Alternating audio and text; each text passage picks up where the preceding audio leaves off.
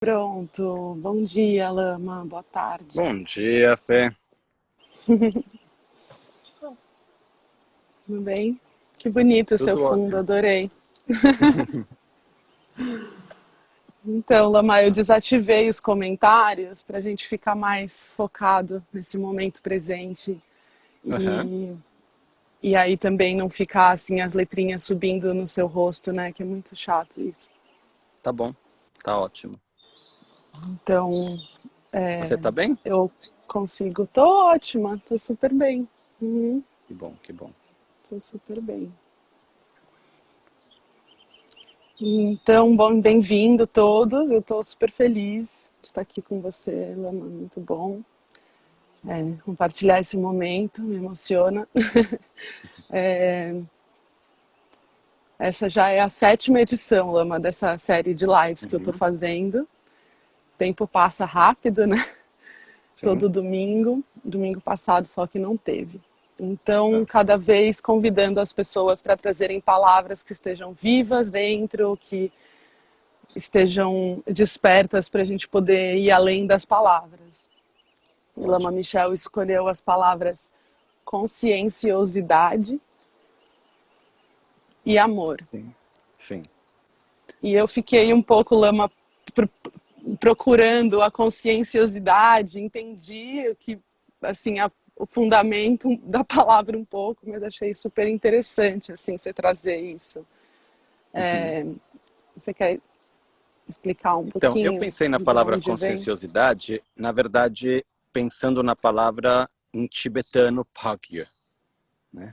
Uhum. Que acaba se traduzindo como conscienciosidade. Mas, para dizer a verdade, qual é a etimologia da palavra conscienciosidade? E na nossa língua portuguesa, exatamente o que ela quer dizer, eu não sei.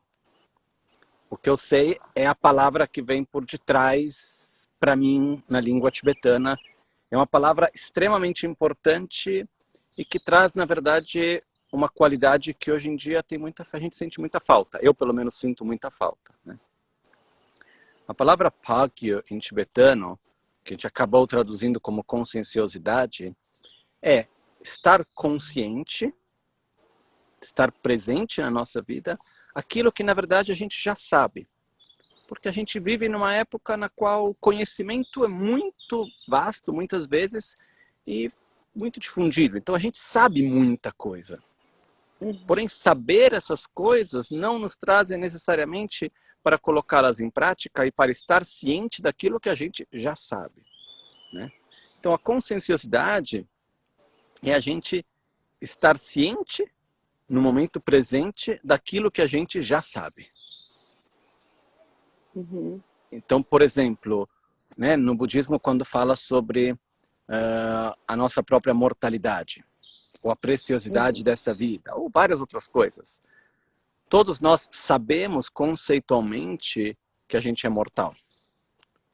Mas nos nossos pensamentos, nas nossas ações, no dia a dia, na maioria A das gente vezes a gente esquece. não está consciente da nossa própria mortalidade, né? Uhum. Então isso é falta de conscienciosidade, né? Em tibetano, Phagya. Então são várias coisas que a gente sabe que nos fazem bem e a gente acaba não fazendo e acaba, entre aspas, esquecendo. A gente sabe, mas a gente não está ciente disso no nosso dia a dia. Tem várias outras coisas que a gente sabe que não fazem bem, mas ao mesmo tempo a gente acaba de uma certa forma esquecendo delas, né? Então, em vez da gente ter que muitas vezes ficar adquirindo novos conhecimentos e ficar aprendendo muitas coisas, a gente precisa primeiro ter esse nível de maturidade de ser ciente, consciente daquilo que a gente já sabe. E trazer o conhecimento que a gente tem para o nosso dia a dia, para a nossa presença no momento presente, né? Isso é o que eu entendo por conscienciosidade. Depois alguém pode dizer, não, conscienciosidade na etimologia, tal, no dicionário é outra coisa. Mas no meu entendimento, dentro da palavra do tibetano Pagya, né? Porque quando você falou para eu escolher uma palavra, eu pensei em Pagya. Só que Pagya é tibetano. Então a tradução que tem é essa palavra que é conscienciosidade. Entendi. E a gente vive num momento no qual, em vários níveis, a gente tem muita informação rolando, né? Sobre o meio ambiente, por exemplo. A gente sabe muita coisa, mas quanto que isso está presente no nosso dia a dia? Quanto que esse conhecimento está presente nas nossas ações, nas nossas escolhas? Isso é ter ou não ter conscienciosidade. E como fazer isso? Porque a gente esquece mesmo, né?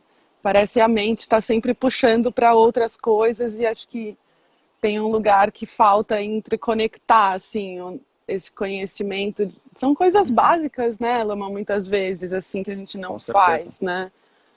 Com esse cuidado. Não, por isso que a gente precisa se treinar em conscienciosidade.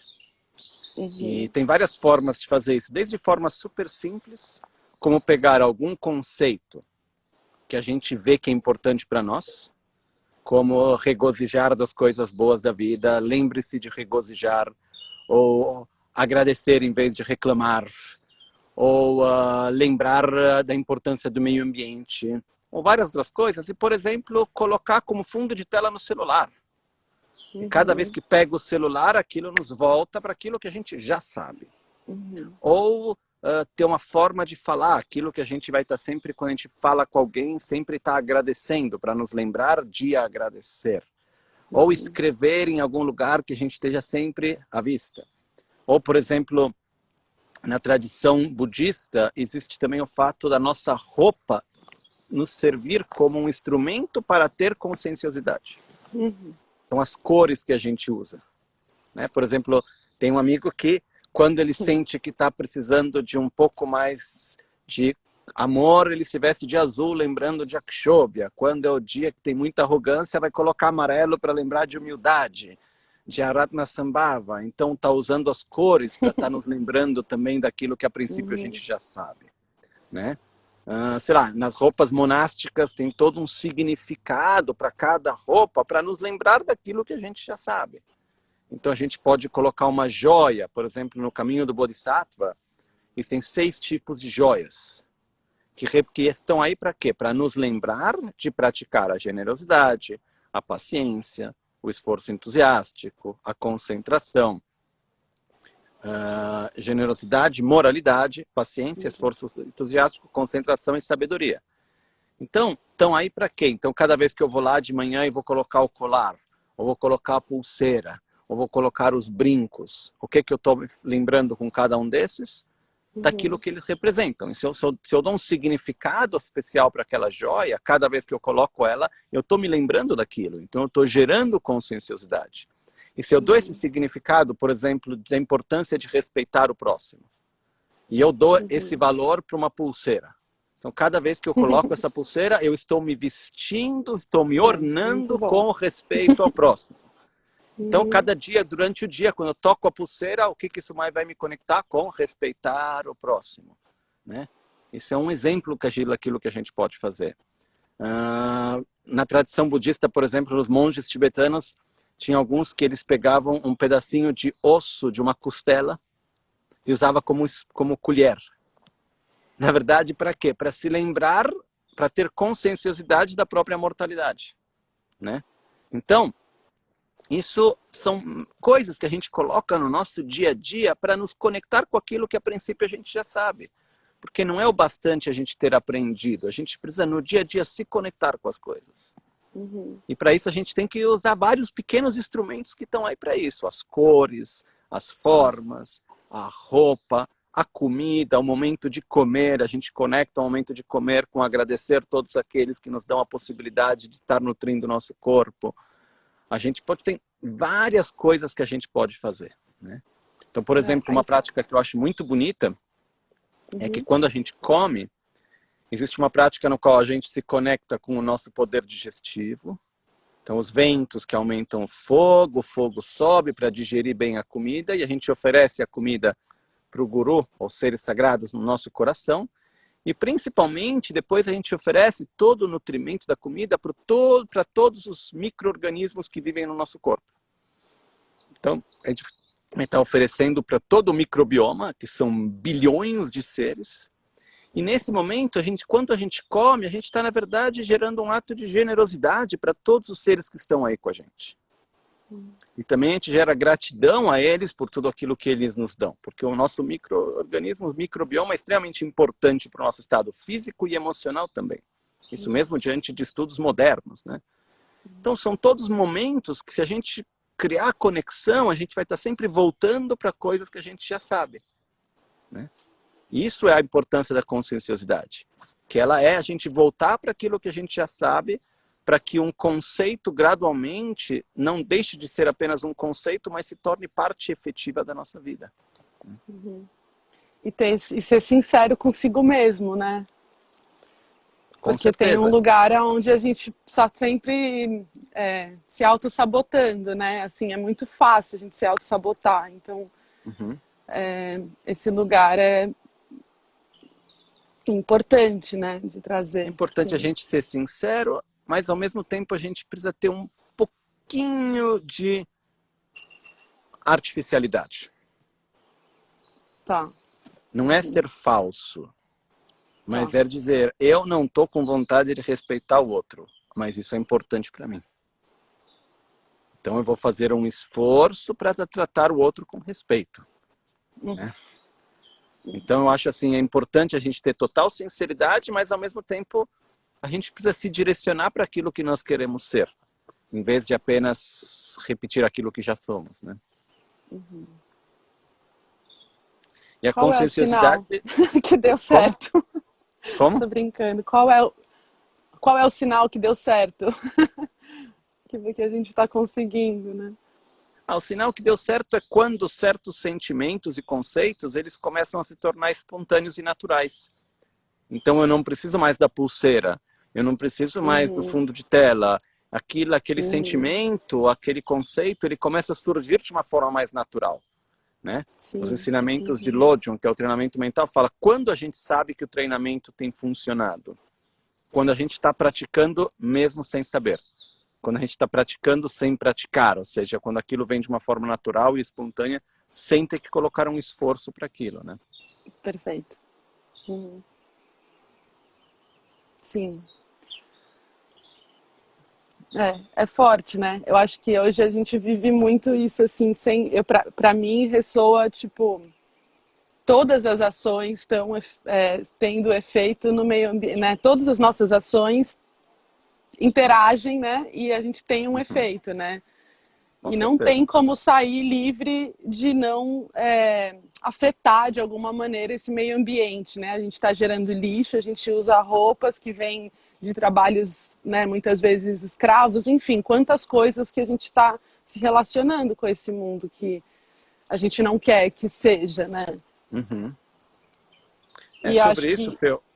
Não, termina, por favor. Não, isso, assim, que eu acho que o que eu acho bonito disso que você trouxe é que é esse caminho que é interno, né? Assim, é mais um lugar, tipo, emocional, de um caminho da gente estar mais alinhado, assim, né? Com esse mundo, né? Mas não num lugar de autoflagelo, tipo, puxa, eu não consigo fazer menos lixo, ou eu ainda, sei lá, porque eu acho que é fácil a gente cair também. Não autoflagelo no sentido de estar se cobrando, né? E isso se tornar sofrimento, né? E o caminho não é esse, né, Lama? Assim, é um caminho da felicidade, é um caminho do prazer, com certeza, né?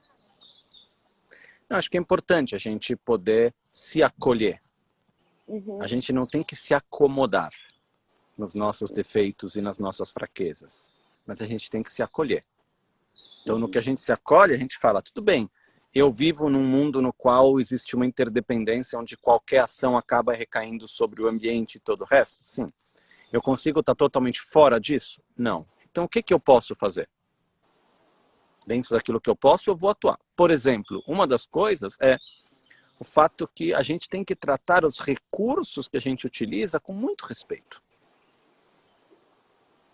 Porque qualquer recurso que a gente vai ter, uma roupa que a gente tem, né? Qualquer coisa, esse recurso ele tem uma interdependência e uma interação que acaba gerando morte de seres, acaba gerando conflitos, acaba consumindo o meio ambiente.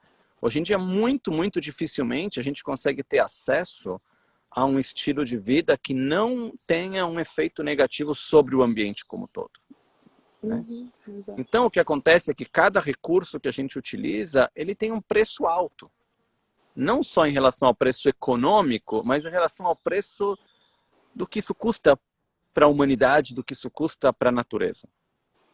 Então, da mesma maneira que se a gente vai comprar uma coisa que é muito cara, a gente vai comprar pouco e a gente vai tentar gastar com cuidado, né? Então, se eu vou ter lá, sei lá, um biscoito muito caro, vou dar um exemplo qual estúpido, mas um biscoito extremamente caro. Digamos que você vai lá e você consegue um biscoito X, que cada bolachinha custa R$1.000.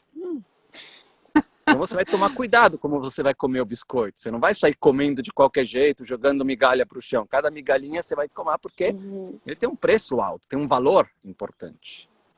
Da mesma maneira, tudo aquilo que a gente vai consumir no nosso dia a dia, a gente tem que tratar com um valor muito grande, porque não é o valor econômico, é o valor que aquele objeto tem do próprio peso que ele acaba gerando no meio ambiente, na sociedade e assim por diante. Sim. Então, é de verdade muito importante a gente tratar com valor. Então não é eu compro porque eu posso economicamente. É eu vou consumir porque eu preciso. E a matéria, ela deve ser tratada com respeito. Por quê? Porque aquela matéria que a gente recebe, ela tem uma interdependência que está conectada com todo o resto. Tem um preço que vem junto. Então, ter conscienciosidade nesse caso é, ao mesmo tempo, a gente poder dizer muito bem, como que eu vou fazer um consumir com conscienciosidade? Eu vou comprar coisas tendo consciência da importância do meio ambiente, tendo consciência da interdependência que existe entre todas as ações. Então, eu vou tratar com respeito, eu vou utilizar aquilo pelo maior tempo que eu puder, e assim por diante, né? Então, um exemplo para mim importante é, nesse momento, a gente está utilizando um celular, certo? Eu não sei o quanto que a maioria de nós tem consciência do impacto ambiental que a tecnologia tem hoje em dia. Né? A gente tem a tendência de, a gente acha super legal cada vez que tem um novo modelo, que a foto sai mais bonita, que é mais rápido, que tem isso, que tem aquilo. Mas a gente acaba criando uma quantidade de lixo eletrônico absurda. E o que acontece é que dentro de cada celular, os componentes para fazer um celular são extremamente preciosos e raros nesse planeta, como minerais. E tem muitos países que estão em situações extremamente difíceis pela própria exploração que está ocorrendo para esses minerais, etc., componentes que são necessários para todas as coisas tecnológicas como um celular. Então, o que eu faço? Eu não uso mais celular? Não é o caso, mas a gente pode, por exemplo, tratar o celular com respeito. Lembrar que o celular tem muitos componentes. A gente vai usar o celular até que ele não segure mais. A gente vai trocar o celular quando for necessário, não quando for divertido. Sim.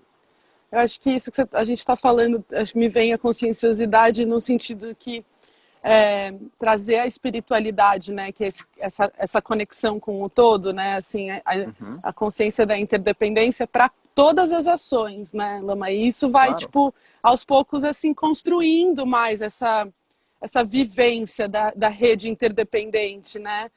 Acho que ajuda muito, né, o que a gente está falando, assim, de ter consciência, né, da roupa, do alimento, que são todas coisas básicas que todos fazemos e que parece, às vezes, que eu sinto, assim, que muita gente escuta muito, somos um, né, somos um, e a coisa dessa unidade, mas que é difícil, parece uma coisa tão longe, enquanto é tão perto, né, enquanto a gente está dentro da rede, e aí ter a conscienciosidade, ela realmente traz essa interdependência para a prática, né? O que acontece, Fê, é que certas vezes a gente acaba tendo a ideia que o nosso caminho espiritual se encontra na meditação, na igreja, no templo, onde quer que seja, nesse tipo de situações. Que sim, se encontra. Claro, a meditação é super importante, as preces são importantes, o estudo da filosofia é importante. Dentro de cada religião, o lugar de prática, como que seja a igreja, que seja o templo, que seja o centro de Dharma, são super importantes. Os lugares sagrados são muito importantes. Porém, estes momentos é como quando a gente coloca gasolina para depois poder andar. Ou seja, onde que a gente tem que praticar o caminho espiritual antes de tudo? Em qualquer momento da nossa vida. Então, quando a gente vai meditar, quando a gente vai estudar filosofia, vai seguir um ensinamento, vai para o templo, vai para o Gompa, vai para a igreja, onde for, é quando a gente vai entrar em contato com situações, coisas que vão nos ajudar a nos conectar com o amor, o respeito, a paciência, o sagrado. Mas depois é no nosso dia a dia que a gente tem que utilizar e aplicar isso. Então a conscienciosidade também é pegar a espiritualidade que a gente recebe nesses momentos tão importantes e levar ela para a relação com o pai, com a mãe, com o filho, com a filha, com o marido, com a esposa, com quem quer que seja, no trabalho, na diversão, na relação com tudo. Porque se a gente criar um caminho paralelo entre o caminho espiritual e a vida do dia a dia, aí a gente não faz nenhum nem outro direito. Muito menos o caminho espiritual. Então não existe a possibilidade de, eu sou uma pessoa que vou seguir o caminho do Dharma, a espiritualidade, numa parte da minha vida. Ou é completo ou não é, no final das contas. Né? E a conscienciosidade é exatamente a nossa capacidade de trazer para o nosso dia a dia toda essa sabedoria e aquilo que a gente aprende, porque ela é a nossa capacidade de aplicar aquilo que a gente já sabe. E no que a gente vai gradualmente aprendendo coisas novas, tendo uma visão mais clara, a gente vai aplicando. Mas a importância da gente poder ter essa determinação, essa coragem que também é necessário para isso. Né? Sim. E o que me vem também é assim, a quantidade de informação dentro desse caminho do autoconhecimento, enfim, espiritualidade, como cada um vai chamar, é enorme, né? Hoje, assim, ainda com a quarentena, assim, é excessivo, né? Então, eu acho que, para mim, por exemplo, eu já passei vários momentos, assim, hoje menos, mas que eu falo, puxa, eu sei tantas coisas e não consigo pôr em prática. E continuava fazendo cursos, e continuava escutando ensinamentos, e continuava. E isso não me ajudava, isso só gerava mais né, ansiedade de alguma maneira, assim. Então eu acho que tem um lugar que é simples, né, de tipo parar de consumir essa espiritualidade que não sei lá, é delicado falar, mas você está entendendo o que eu estou querendo dizer, muito claro. né? O que acontece é o seguinte, Fê, acumular conhecimentos e experiências, entre aspas, espirituais, é legal, mas não resolve. Não. O perigo é a gente acreditar que o nosso caminho espiritual se encontra em receber informações e fazer cursos e estar conectado com coisas, quando o nosso caminho espiritual ele se encontra na nossa mudança de comportamento, de corpo, de palavra e de mente. Na nossa própria meditação. Só que o que acontece é que as tradições espirituais são muitas. Os sistemas de práticas, etc., que existem são muitos. E ninguém vai ter a capacidade de aprender todos eles. E a ideia moderna que a gente tem, um pouco romântica, de que cada um vai fazer uma mistura de tudo e fazer o próprio, do meu ponto de vista não funciona. Porque cada sistema, enquanto um sistema válido, ele tem começo, meio, fim. Ele tem um processo para ser seguido. E se a gente começa, pega um pouquinho daqui, pega um pouquinho de lá, mistura um pouquinho daqui. Quando começa a ficar um pouco difícil um, vai para o outro. Aí quando vai juntando tudo, no final a gente fica com indigestão. Então é muito importante a gente escolher um caminho, como o grande mestre Atisha dizia, respeite profundamente todas as tradições e siga com determinação aquela que você prefere.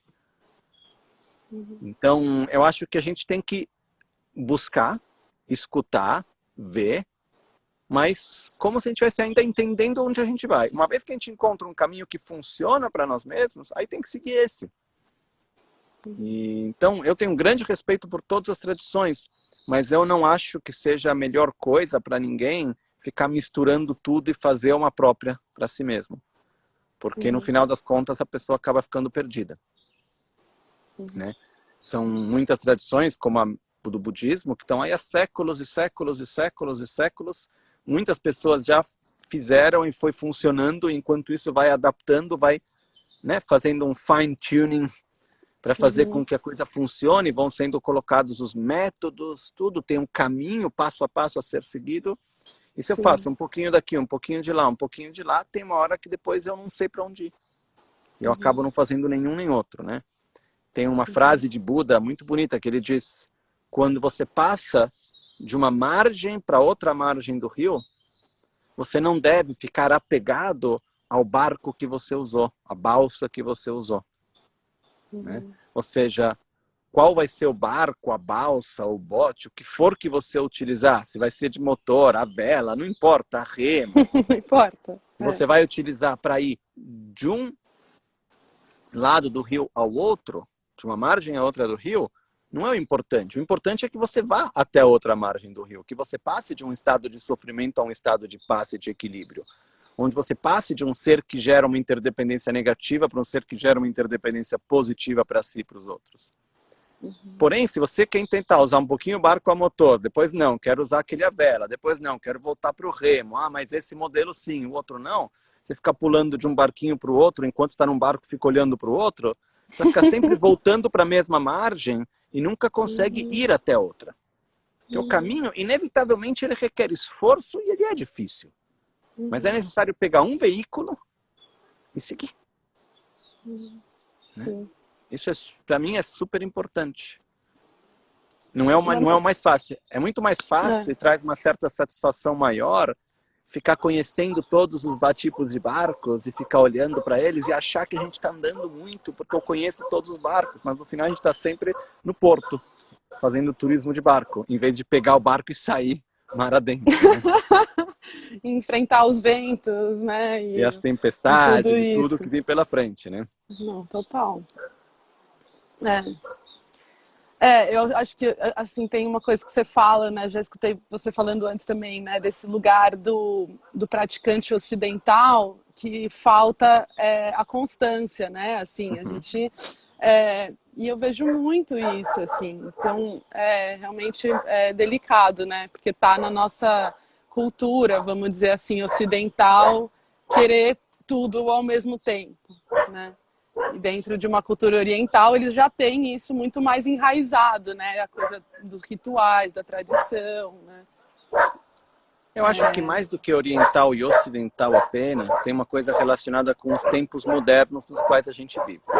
Né? E eu tenho uma ideia minha que ela não está muito bem elaborada dentro de mim, mas de alguma maneira eu acho que ela faz sentido. Eu acho que existe uma grande relação entre a nossa falta de constância em relação à nossa falta de contato com a natureza. Porque o que acontece é que até pouco tempo atrás, na história da humanidade, a grande maioria das pessoas, para ter comida, tinha que plantar. Para ter água, tinha que ir até o rio. Para ter calor no inverno, tinha que correr a lenha. E quando você tem o contato com esse processo, naturalmente, desde a infância, a pessoa acaba aprendendo que para ter o resultado tem que criar a causa, tem que cuidar da causa para que gradualmente você tenha o resultado. A gente aprende que a fruta vem cuidando da árvore, fazendo com que depois a gente possa ter a fruta, que a salada vem plantando a salada e cuidando dela durante todo o processo. Verdade. Que a água não sai da torneira, a água está vindo de um lugar e tem que proteger recebe a tudo nascente pronto para e ela esquece, não né? Claro. Sim. Então, o que acontece é que hoje em dia, de onde vem a água? Da torneira. De onde vem a fruta? Do supermercado. Claro que conceitualmente a gente sabe que não é assim, mas na prática a gente quer tudo imediato. E a gente não está mais acostumado ao processo de criar a causa, cuidar da semente que vai germinando, para depois poder vivenciar o resultado. Isso faz falta na nossa cultura, na nossa realidade diária. Isso a gente vê em várias coisas, vendo a falta disso nos relacionamentos, no estudo, na relação com várias coisas, e na espiritualidade isso se manifesta da mesma maneira, né? Então, não é o problema do ocidental, mas é principalmente dos tempos modernos. Então, por exemplo, eu acho que viver uma vida no qual a gente se baseia nesse conceito que é o mínimo esforço e o máximo conforto, no final das contas, nos faz mal. Então, eu acho que desde pequeno a gente tem que aprender a colocar esforço, tem que aprender a lidar com dificuldade, tem que aprender a cuidar da própria sobrevivência e ver que plantando cresce, que dá nisso. Tudo isso, gradualmente, nos dá uma força, uma resiliência muito maior para lidar depois com as dificuldades da vida, principalmente as internas. Uhum. Sim, com certeza. E agora acho que é um tempo bem desse cuidado, né, Lama? Assim, que tá cada um na sua casa lidando com esse mundo de ponta cabeça. Uhum. E de alguma maneira eu sinto assim que é um momento de também plantar essas sementes que a gente quer, né, assim, ver os frutos no futuro, assim, e cuidar delas, né? E tá. Sim. Como que você vê esse momento assim em relação a isso? Olha, o que eu acho é que isso me faz lembrar uma vez que eu fiz um retiro, de uns 12 dias, não foi muito longo. E quando eu voltei, 15 mais ou menos, sei lá. Mas quando eu voltei do retiro, fui ver meu mestre, Geshe-Tup Terinchen. Ele me perguntou, você teve em retiro? Eu falei, sim. Tem certeza? Eu falei, olha, Gela, eu fiz as 4 sessões de meditação que eu tinha que fazer por dia, não falei com ninguém, não vi ninguém, fiz aquilo que eu tinha que fazer, fiz o retiro, né? E ele falou, onde estava a sua mente? Estava lá ou estava dando voltas pelo mundo? Né? Então, o que me preocupa, eu falei para ele, boa parte do tempo estava lá, mas outros momentos não estava lá, eu dando suas voltas pelo mundo, né? Então, quando a gente está, por exemplo, nesse momento no qual muitos de nós estamos retirados do contato direto com as pessoas por essa situação do coronavírus, a pergunta é, eu estou de verdade retirado num estado de silêncio? Ou eu estou continuamente em contato com o mundo através das redes sociais, através da internet, através da necessidade de contato e de estímulos sensoriais constante? Uhum. Porque a sensação que eu tenho é que para muitos de nós, a gente não está colhendo essa situação como uma oportunidade para poder estar consigo mesmo e poder experimentar um momento de mais silêncio. Mas acaba substituindo o encontro físico com o encontro digital. A informação do dia a dia com a parte no digital. Sim. Isso eu não vejo como sendo muito saudável, pessoalmente. Então eu acho que é importante a gente poder colher esse momento para poder, na verdade, né, estar um pouco mais com a gente mesmo. Então eu acho que é uma oportunidade, mas não necessariamente vai ser vivida como uma oportunidade. Só que para isso a gente precisa também conseguir criar um espaço de silêncio na nossa vida. Porque se a gente não tem silêncio interno, silêncio eu não estou falando silêncio de barulho, estou falando silêncio de informações e de estímulos sensoriais. Se a gente não tem um silêncio de estímulos sensoriais, a gente não vai ter a sensibilidade interna de poder ver, perceber ao mundo e a si mesmo. Então, esse silêncio ele é fundamental na vida de todos nós. E os próprios pensamentos, a própria clareza de pensamentos, ela depende desse silêncio. Total. Quando a gente tem muito pensamento, porque a gente tem muito estímulo, a gente não consegue ter clareza dos nossos pensamentos, das nossas vontades, dos nossos desejos. Então, a gente precisa criar esse espaço. Só que quando a gente não está acostumado a ter este silêncio, no começo ele dói. Então a gente vai acabar fugindo com celular de manhã até o fim do dia. A gente vai estar buscando coisas para poder estar olhando, fazendo, etc. Para a gente estar de uma certa forma fugindo desse estado de silêncio. Mas ele é muito importante, principalmente no caminho espiritual. Então, o meu conselho, em geral na vida, ainda mais talvez nesse momento ainda mais, é use o celular, sim, para aquilo que você precisa. Use as redes sociais, sim, para aquilo que você precisa. E não crie uma vontade de uma necessidade. Sim. Não utilize as redes sociais, não utilize o celular, a internet como turismo para dar voltas por aí. Como instrumento para descansar a mente e relaxar. Né? Porque é o que acontece hoje em dia. Né? O esporte nacional é o dedão pela tela, né? Então, eu acho que isso é, na verdade, uma coisa que eu tenho visto muitas situações que me dá medo. Medo porque eu tenho visto uma mudança da forma mentes, da forma de pensar, da forma de se relacionar, porque a gente tem informações e estímulos sensoriais, distrações com uma facilidade muito grande. Então, cada vez mais a gente precisa de mais. Então, o meu conselho é, sabe, olhe para a rede social 2 vezes por dia, 1 vez ao dia. Marque o horário para isso. Eu sei que pode parecer loucura. Ah, não, você que está aí no meio da floresta, olha o lama aí que não faz nada disso. Mas a gente precisa ter espaço interior. E para isso a gente tem que criar esse espaço. A gente hoje em dia não consegue mais nem olhar para a pessoa que tá na nossa frente. Eu acho muito bonito, Lama, aquela relação assim. Acho muito bonito quando a gente fala de uma. Como é que fala? Assim, da imagem, né? Quando você mexe na água do rio e vira tudo turvo, né? E aí, quando a água vai parando, que você consegue realmente ver quais pedras estão lá, o que está acontecendo com a água, o movimento que ela está fazendo, né? E aí, esse lugar desse silêncio interior é isso, né? Assim, deixar as informações baixarem para a gente poder entender o que está acontecendo dentro, senão realmente é muita coisa. Né? Claro. Dentro e fora. Também. Porque sem clareza interna, a gente não vai ter clareza externa. Né? Sim. Então, eu acho que, diante disso, nesse momento de lockdown, do coronavírus e de tudo que está passando, eu acho que é importante a gente refletir um pouco sobre a conexão que existe entre todos nós, a responsabilidade das nossas ações sobre o todo. E se a gente estiver passando mais tempo em casa e todo o resto, tentar conseguir utilizar o tempo para ter um pouco mais de espaço para si mesmo. Né? Utilizar para fazer uma meditação, estudar algo importante. Ontem eu estava refletindo no fato que o quanto que, na verdade, os livros estão cada vez mais perdendo a presença na vida de cada um de nós. Né? E o livro, muitas vezes, ele é um percurso, é um caminho, onde você entra, começa, você entra, aprende, chega, tem todo um processo. É uma conversa, de uma certa maneira, né? Hoje em dia isso está se perdendo com informações superficiais. Sim. Então, assim, eu peço de verdade que a gente tenha muito cuidado de como a gente usa tudo isso. Muito bom.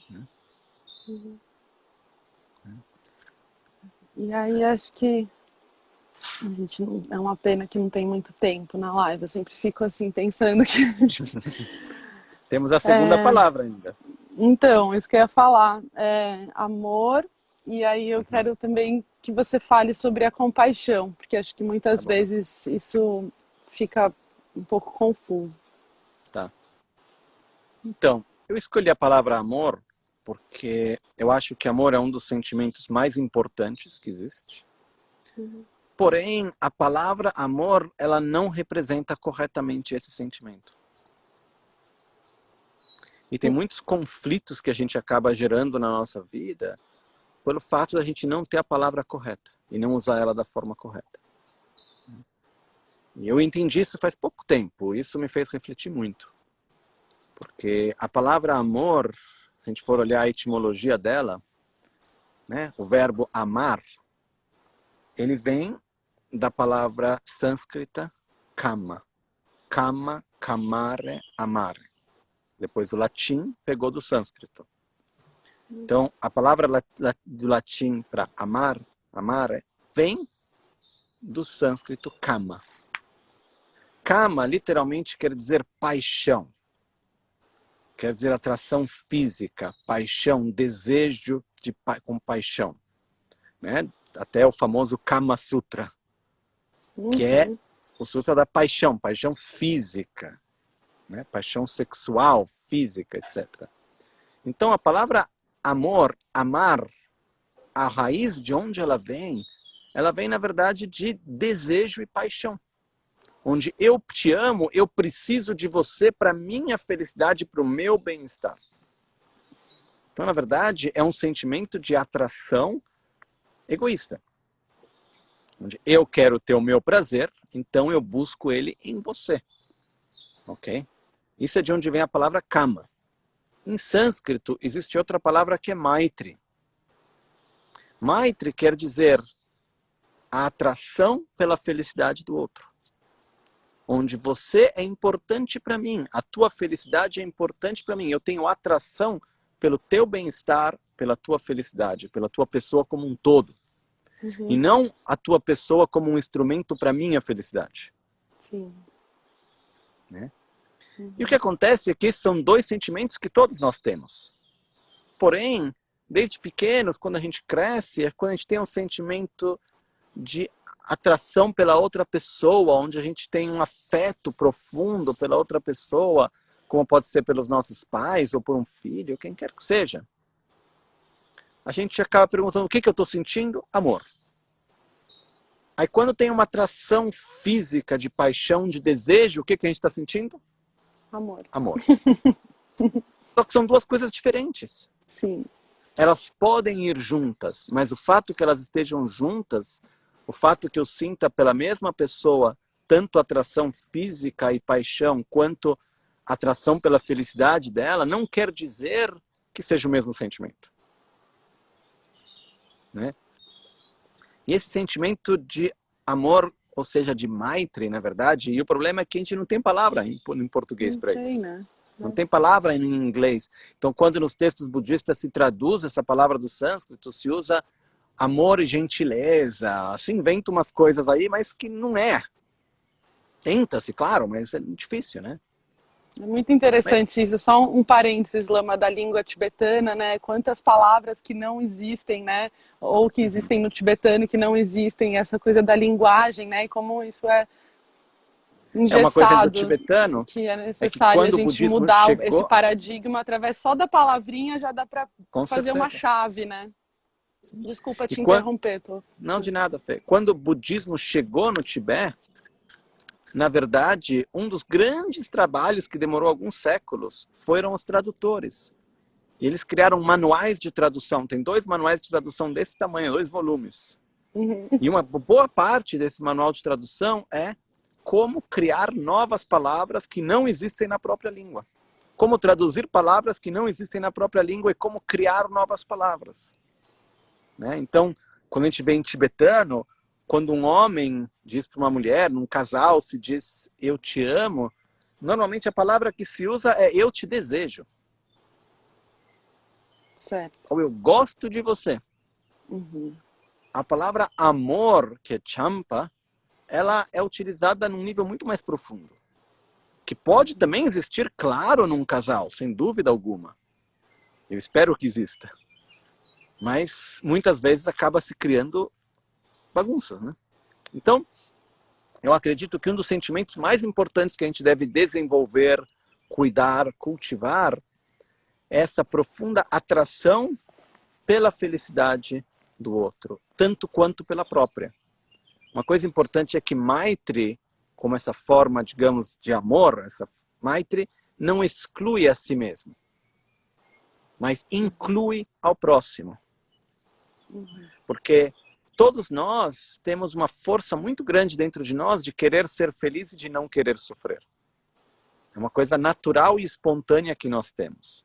Então essa força que a gente tem, eu quero ser feliz, essa atração pelo próprio bem-estar e felicidade, e essa aversão ao próprio sofrimento e mal-estar, que é natural e espontâneo em todos nós, essa mesma força, quando ela está apenas fechada a si mesmo, ela é de uma forma egoísta, essa atração para si. É a forma como o egoísmo se manifesta.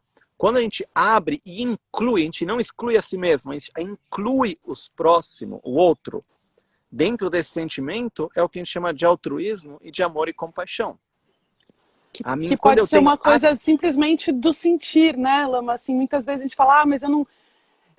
sentimento de impotência, de não conseguir, mas isso é da própria... O mais importante é a nossa motivação interna, né? Assim, acho que só para trazer também isso. Sim.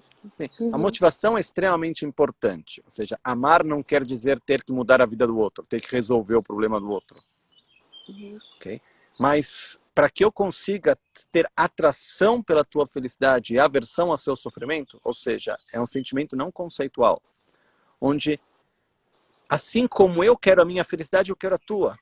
Isso é Maitri. Assim como eu não quero sofrer, eu não quero que você sofra. Isso é karuna, compaixão. Em sânscrito se diz karuna, né? E são dois sentimentos extremamente importantes. Porém, para que eu consiga te amar, antes de tudo eu preciso te ver. E essa é a parte mais difícil, muitas vezes. Porque muitas vezes a gente não vê o outro, a gente vê o instrumento que o outro é para nós.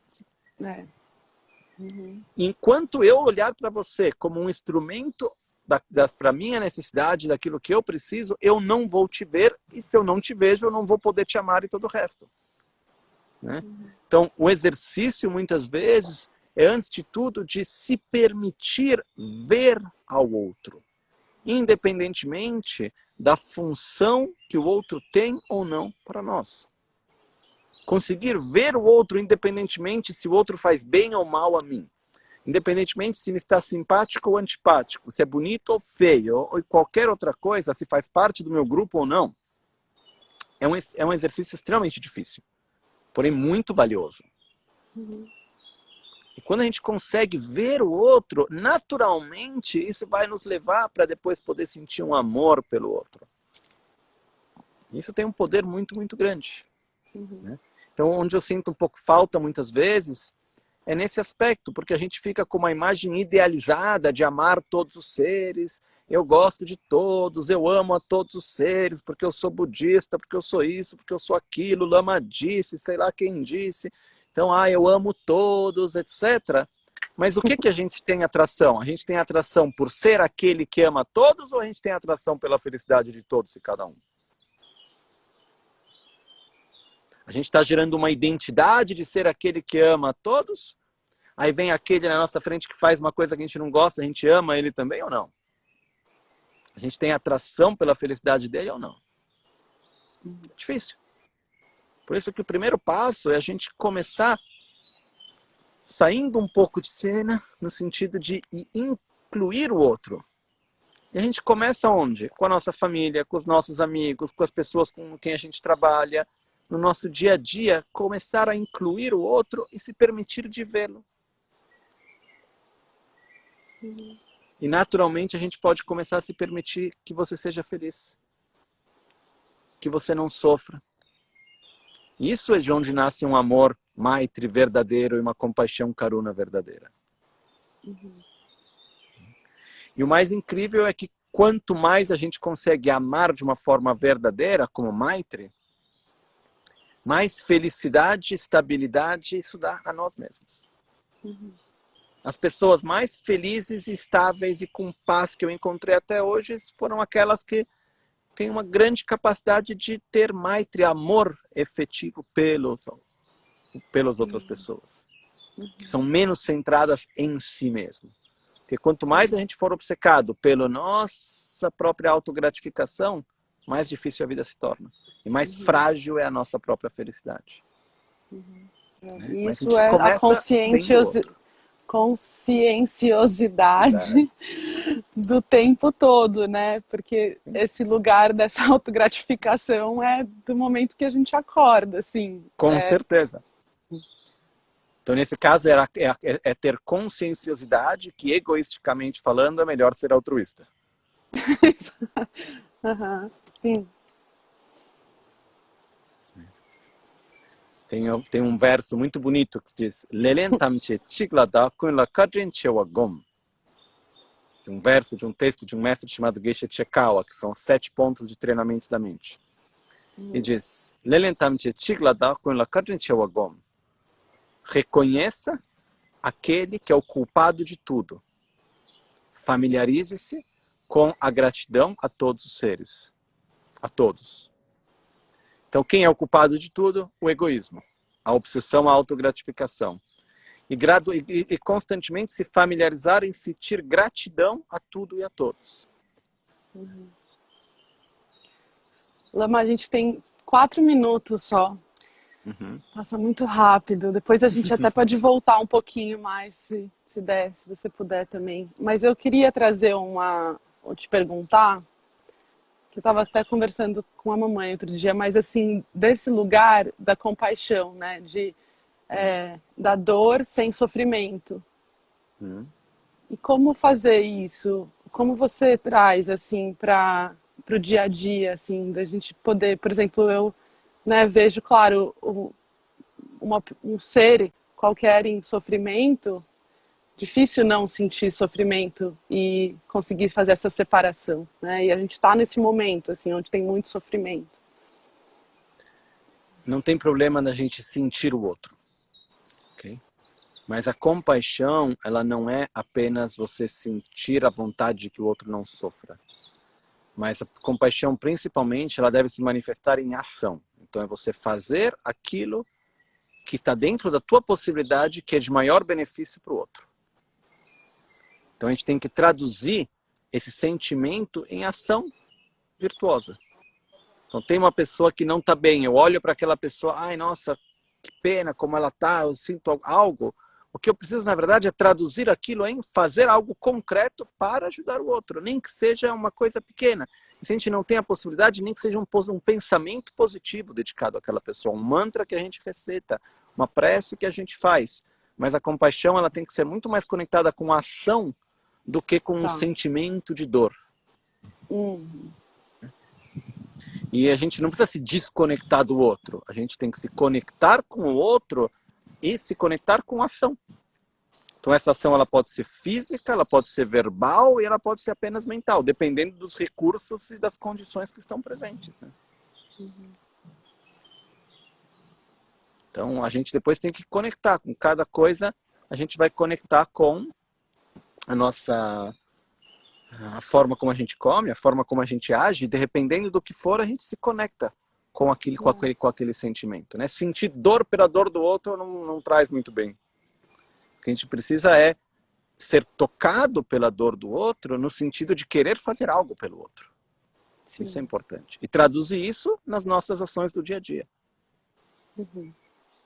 E movimentar, né? Porque muitas vezes a gente, claro, fica tocado, né, pela dor do outro e mexe coisas dentro, né? E depois Mas cada vez que toca, tem que agir. Certo. Verdade. Verdade. Fico pensando muito assim nesse lugar que a gente está, né? E é quanto que é tudo tão interior, né? Mas esse caminho, assim, é um segredo, né? Que a gente vai caminhando a passo nas nossas ações, né? Mas é tudo muito íntimo, né? De cada um, assim. E eu acho muito bonito isso, porque é tão único, né? Assim, como a gente pode fazer esse caminho dessa maneira secreta, né? É interior. Só nós podemos verdadeiramente saber onde estamos, né? O importante é que a gente esteja caminhando no caminho correto. Ninguém precisa ver e ninguém precisa saber. A gente tem que ter certeza disso.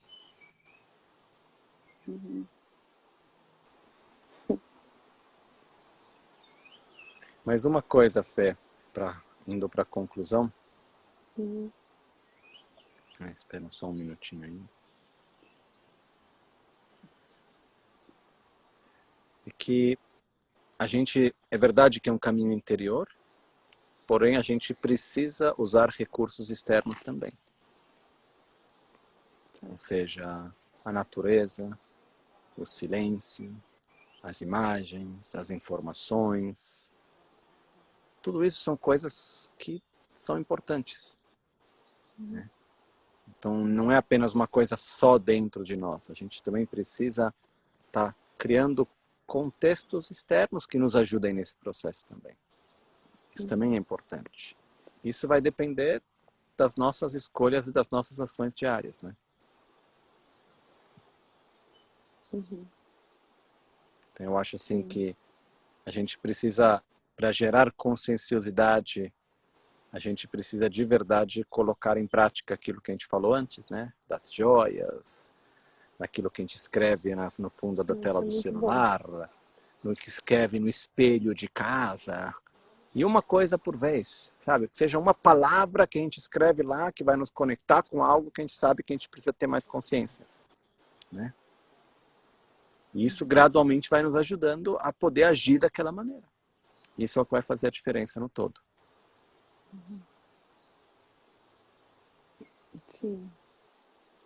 E acolher, né? O que tiver que também vir, que não está nesse lugar, né? Assim, acho que muitas vezes é muito interessante como a gente não quer olhar para os defeitos mentais, né? Assim, do que a gente está sentindo e fica frustrado, né? Em ter muitas vezes sentimentos que, sei lá, por exemplo, com a política do Brasil agora, né? Quantidade, você olha, liga e fala, putz, e aí? Como é que esse gera raiva, gera frustração, gera medo, né? E tudo isso, assim. Então, acolher esses sentimentos é um primeiro passo, aceitar, né? Eu acho que o que acontece, Fê, é um conceito muito importante, que onde tem escuridão, a gente não vai eliminar a escuridão indo contra a escuridão. A gente só pode eliminar a escuridão levando luz onde se encontra a escuridão. Então, uma vez que a gente vê o que não está bom, a gente não vai resolver aquilo que não está bem indo contra aquilo que não está bem. Ou seja, se a gente tem uma doença, a gente não resolve a doença reclamando da doença e fazendo algo contra a doença. A gente tem que aplicar a cura, tem que aplicar o remédio. Quando a gente vê que a gente tem raiva, que a gente tem ciúmes, que a gente tem inveja, que a gente tem qualquer hábito negativo, etc., o que for, a gente não vai resolver isso indo contra aquilo. Isso não está bem, eu não deveria ser assim, ou o que for. Mas a gente tem que colocar a nossa energia no antídoto, no amor, no respeito, na gratidão e assim por diante. Quando a gente olha para a nossa sociedade, para os governos, para o que for, e a gente vê coisas que a gente não está de acordo. Eu posso fazer uma longa lista de coisas que quando eu olho, dói o coração de ver. Né? Mas a gente não vai resolver apenas reclamando. É claro que é importante reconhecer e mostrar aquilo que não está bem. Mas a nossa energia principalmente tem que ir para aquilo que está bem. A gente tem que colocar a energia no positivo para poder contrastar o negativo. Porque ir contra o negativo não elimina o negativo, mas acaba nutrindo ele ainda mais. Exato. Isso não é simples. Então, quando a gente olha para a gente vê várias coisas que não estão bem. Mas a pergunta é, onde eu posso colocar a minha energia? O que eu posso fazer para ajudar? E aí que a gente tem que cultivar o positivo. Só que é um trabalho longo e não é simples. E muitas vezes a gente não vai ver o resultado direto das nossas ações, porque o resultado ele é coletivo quando a gente fala da sociedade. Mas é importante sempre lembrar desse conceito. O caminho espiritual, o caminho na sociedade, o caminho para o bem, ele não é feito de ir contra, entre aspas, o mal. Porque eu digo entre aspas porque eu não tenho essa visão, o bem e o mal. Né?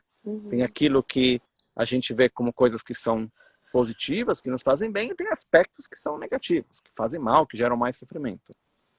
Para a gente poder, o caminho não é feito de eliminar o que é ruim. O caminho é feito de cultivar o que é bom.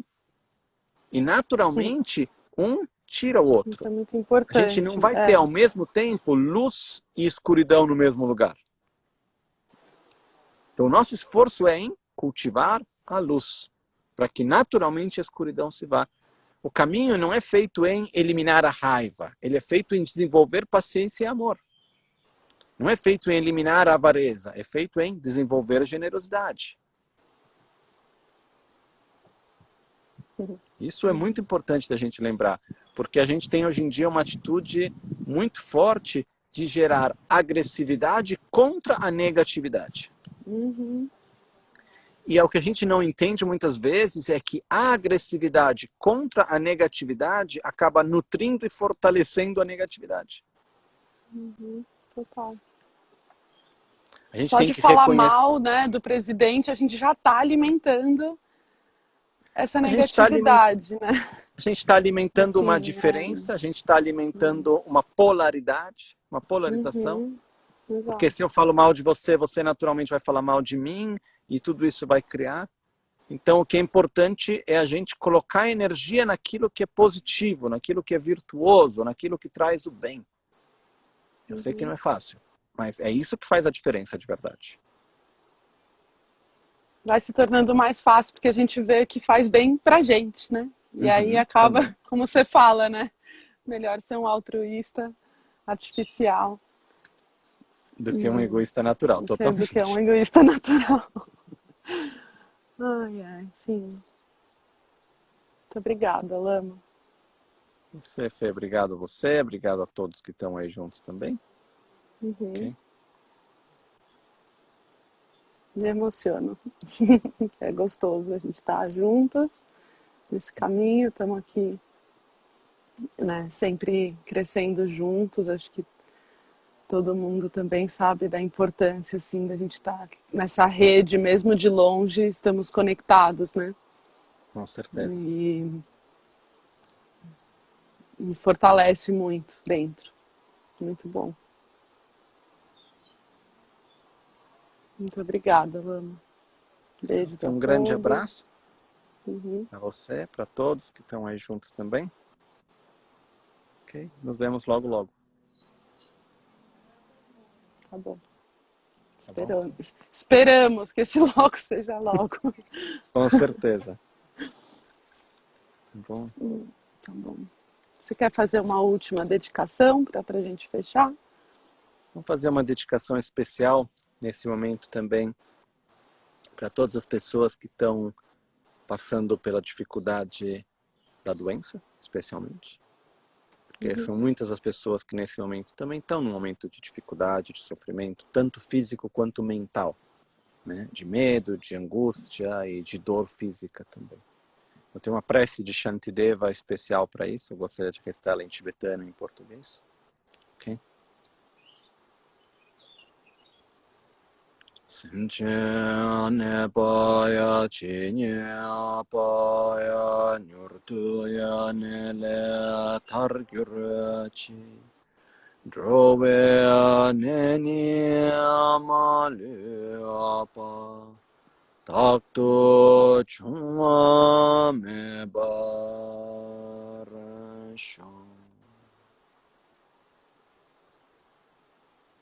Menama Tudan Dembada Sanga Deja Dribaye Kandra Simbola Sopa Ninja Semdan Dengyurachi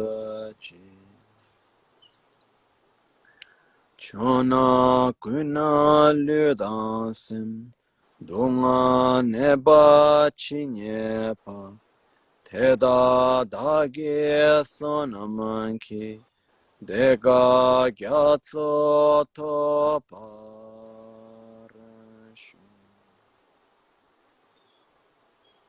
Qualquer ser em sofrimento ou em doença que se encontrar, possa esse rapidamente liberar-se da sua doença. Possam todos os seres serem sempre livres de qualquer doença. Pelo poder das medicinas, pelo poder das preces e dos mantras de cura, possam todos os seres que geram doença e sofrimento, como vírus e bactérias, terem compaixão daqueles que estão doentes.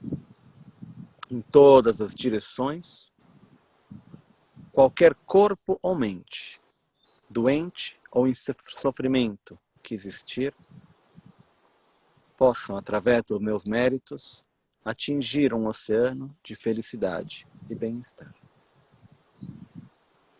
Nimo dele tsendele, nime kunyan delekshi, ninsen takto delekpe, kuncho sumke jingelo, kuncho sumke ngodrubatsol, kuncho sumke atrashiyasho.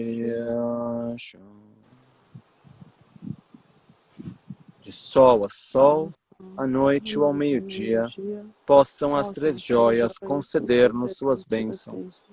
Possam as três joias ajudar-nos a alcançar todas as realizações. Possam as três joias espalhar muitos sinais auspiciosos no caminho de nossas vidas. Muito obrigado. Um grande abraço. Vontade mesmo de te abraçar de verdade. Sentindo isso. Sentindo seu abraço. Grata, Lama.